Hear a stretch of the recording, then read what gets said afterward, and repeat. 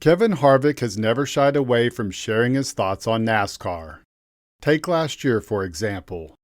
The first time the NASCAR Cup Series visited Austin, Texas, and raced at Circuit of the Americas in May, the 2014 Cup Series champion went absolutely ballistic, blasting NASCAR for allowing the drivers to race in heavy rain that produced limited visibility and treacherous conditions. Harvick was one of numerous drivers who fell victim to the elements. We don't have any business being out in the rain, period. Look, so, all I can say is this is the worst decision that we've ever made in our sport that I've been a part of, and I've never felt more unsafe in my whole racing career, period. Interestingly, that wasn't the only time the veteran driver publicly expressed safety concerns in 2021. A couple of months later in Atlanta, he addressed rumors that had been swirling around for weeks around potential safety issues with the next-gen car. I think, as we sat in the drivers' meeting that NASCAR had with us to show us everything, I think that the most frustrating part of the whole process is the fact that the safety piece to the drivers and the conversation with the drivers, which was asked for by the drivers, was had at the very end of everything.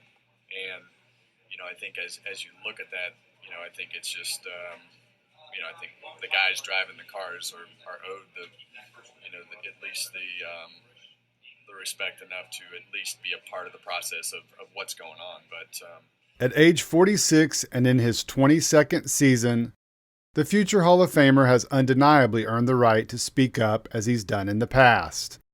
Fans can expect more of his outspokenness in the future, as long as he straps on the helmet. He proved that this week during an appearance on a podcast when the length of Cup Series races became a topic of conversation. Harvick was unapologetically clear on where he stood on the matter.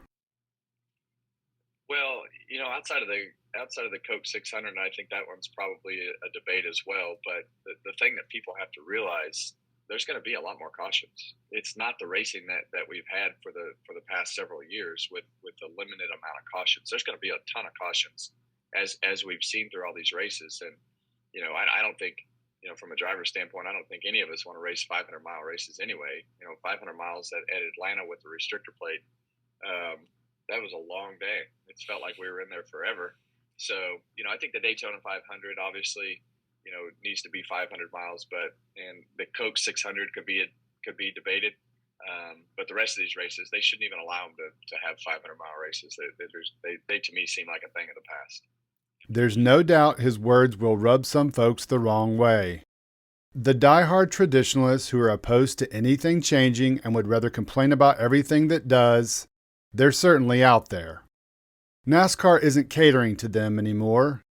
Instead, the organization is trying to broaden the sport's appeal by reaching a more diverse and younger audience, the future of the sport. Many of those fans have grown up in the digital age, where their time and focus are constantly divided among a variety of platforms in addition to traditional media. In order to capture their attention and, more importantly, keep it, these younger fans prefer easily consumable bites of information. A 500-mile 4-hour race at Atlanta doesn't work. 100 miles less does. With NASCAR making significant changes in recent years, including new events on the schedule like the Clash at the Coliseum and the introduction of the next-gen car, reducing race length seems like just another step in that direction, because it's something that will broaden the sport's appeal not only to younger fans, but to anyone who values their weekend time.